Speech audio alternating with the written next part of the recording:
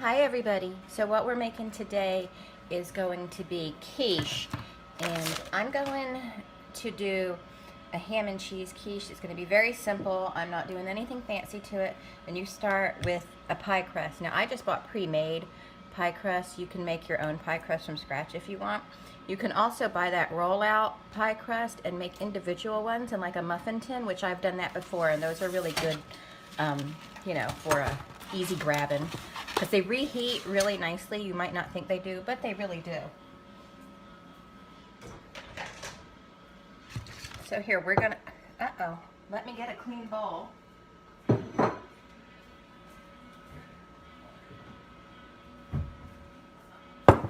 All right, we're going to start with 6 large eggs.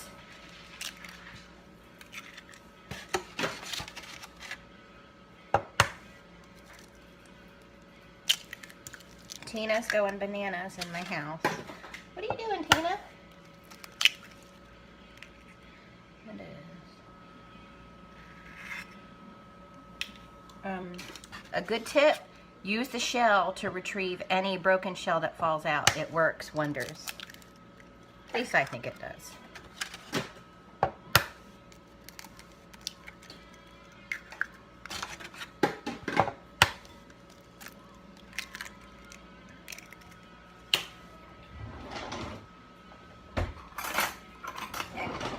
Going to whisk up your eggs.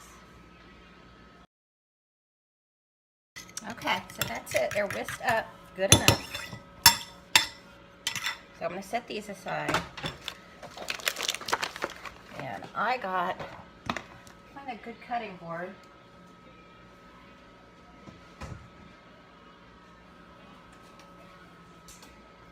There's a little cutting board right here.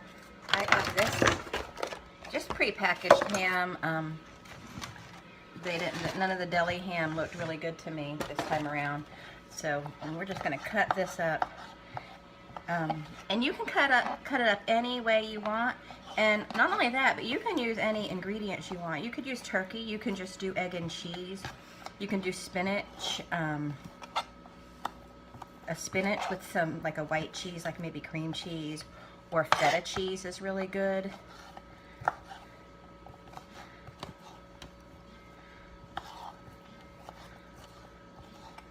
My mom used to make it with mushrooms, and I really liked it with mushrooms. I know that not a lot of people love mushrooms, but I don't understand that.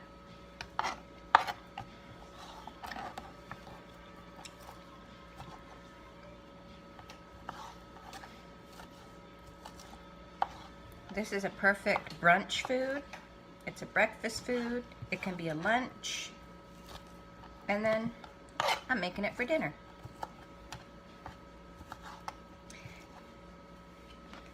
This looks like a lot of ham. I may end up having enough for 2 quiches, and because it reheats so nicely, it's good to have leftovers. So you want to put your ham right inside there. It's going to be a lot of ham. It's going to be very hammy, but that's okay.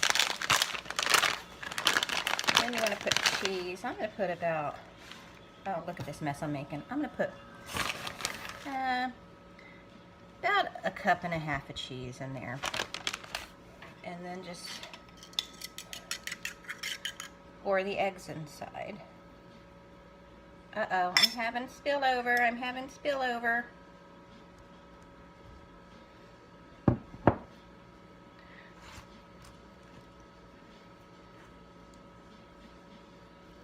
I just do this to distribute that egg around because I really have a lot of ham in here.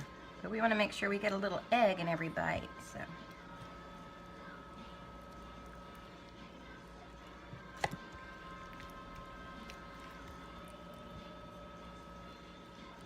I actually feel like I can probably add 1 or 2 more eggs to this to better cover the top. Usually I only use 6 eggs, but I use a lot more fill-in, and I think this pie crust is a little deeper.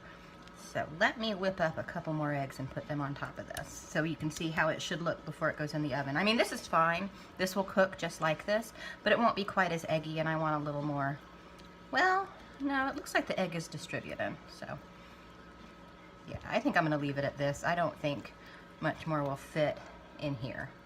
So I'm going to get this put in the oven. I'm baking it at 400 degrees for, no, 375 for about 20 minutes, and then I'll check on it, and if it's not done yet, I will continue to cook it, obviously. Okay, so I think that's ready. So I'm going to stick this in the oven and I'll show everyone what it looks like when it's done. Oh, by the way, you want to bake this on top of a cookie sheet.